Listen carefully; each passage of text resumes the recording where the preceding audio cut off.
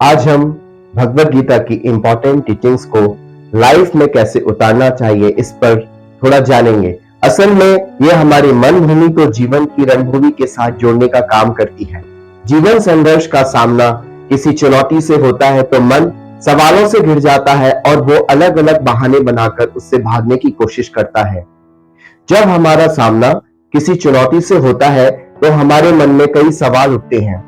ये सवाल चिंता और डर को जन्म देते हैं जो हमारे मन को काफी कमजोर करने लगते हैं।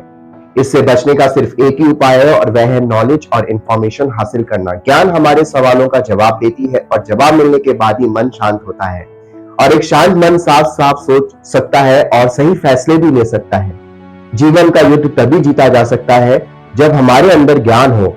उसके बाद कोई चुनौती कितनी भी बड़ी और मुश्किल क्यों ना हो, ज्ञान के द्वारा विचार साफ हो जाते हैं और हम जान जाते हैं कि क्या करना है और कौन सा कदम उठाना है। इस संसार में सभी दुख और तकलीफों का मूल कारण है संघर्ष का सामना न कर पाने की हमारी कमजोरी। आपके सामने जो भी चुनौती है उसे गौर से समझने की कोशिश करें, तभी आप खुद को उसका सामना करने के लिए तैयार कर पाएंगे। हमारी मन भूमि में पॉजिटिव और नेगेटिव विचारों के बीच लगातार एक संघर्ष चलता रहता है, जिसमें आपको नेगेटिव विचारों को खुद पर हावी नहीं होने देना है। जब भी जीवन की समस्याओं को देखकर आपका मन कमजोर पड़ने लगे तो खुद का मनोबल बढ़ाएं और मुश्किलों का डटकर सामना करें। बहाने बनाकर उससे भागने की कोशिश ना करें, पूरी शिद्दत के साथ अपना कर्म करें। एक बात हमेशा याद रखें कि कोई एक्शन ना लेना भी एक तरह का एक्शन होता है और उसका रिएक्शन भी आपके सामने जरूर आएगा। इसलिए सोच समझकर लिए गए एक्शन से कामयाबी मिलने की ज्यादा उम्मीद होती है। आपको मन की कमजोरी का त्याग करना है, अपने कर्म का नहीं। हम शरीर इच्छाएं नहीं बल्कि आत्मा है, वो आत्मा जो अजन्मा और अविनाशी है। आत्मा पूरे ब्रह्मांड में समाई हुई है और हर जीव में अंदर वास करती है। इसलिए हम सभी एक दूसरे के साथ जुड़े हुए हैं। कर्म करते समय हमें उनके रिजल्ट के बारे में सोचकर ज्यादा परेशान नहीं होना चाहिए, बल्कि हमें सफलता या असफलता की चिंता किए बिना अपनी क्षमता यानी पोटेंशियल का बेस्ट इस्तेमाल करना चाहिए। इसके साथ साथ हमें अपनी असफलताओं से सीखना चाहिए और अपनी असफलताओं से निराश या हारे बिना लगातार आगे बढ़ते रहना चाहिए। एक सफल इंसान बनने के लिए हमें अपनी इच्छाओं को कंट्रोल करने या सीमित करने की भी जरूरत है। आप जो भी कर रहे हैं उसमें अपना पूरा दिमाग लगाएं।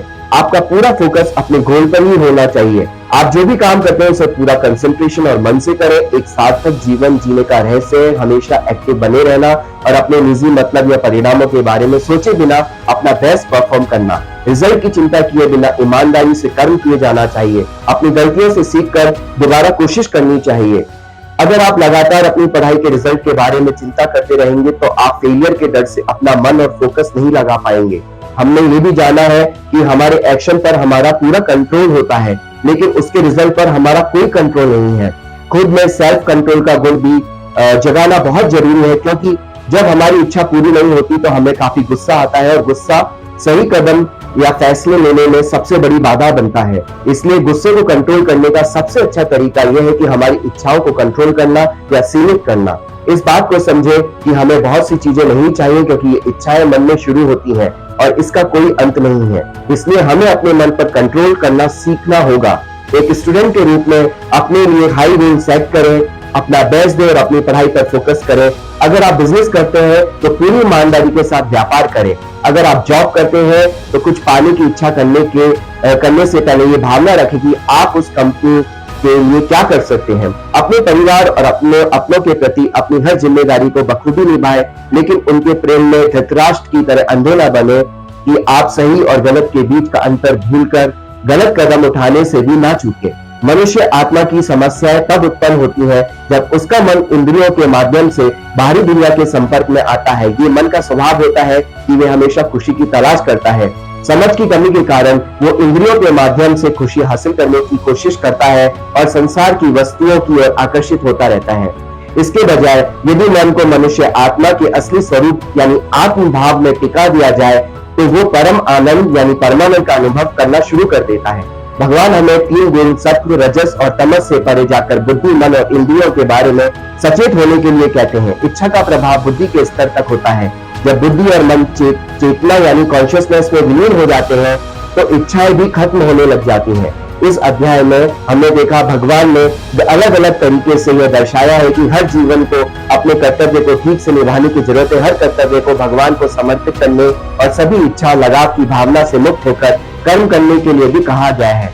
मनुष्य आत्मा को यह समझना होगा कि असल में उसका अपना अस्तित्व कुछ भी नहीं है, क्योंकि ये शरीर तो आत्मा के बिना हिल भी नहीं सकता और जो भी कर्म होते हैं वो प्रकृति के गुण उससे करवाते हैं। उन्होंने इस बात पर भी जोर दिया है कि मनुष्य आत्मा को किसी भी कर्म को करते समय पसंद नापसंद के झांसे में नहीं आना चाहिए, क्योंकि यही उसके बंधन का कारण बनता है। उन्होंने साफ साफ ये भी कहा है कि इच्छा सभी बुराइयों की जड़ है और बुद्धि द्वारा मन को नियंत्रित करके इच्छा पर जीत पाई जा सकती है। भगवद गीता के प्रिंसिपल को लाइफ में अपनाएं और लाइफ में एक अच्छा चेंज लाएं। नमस्कार।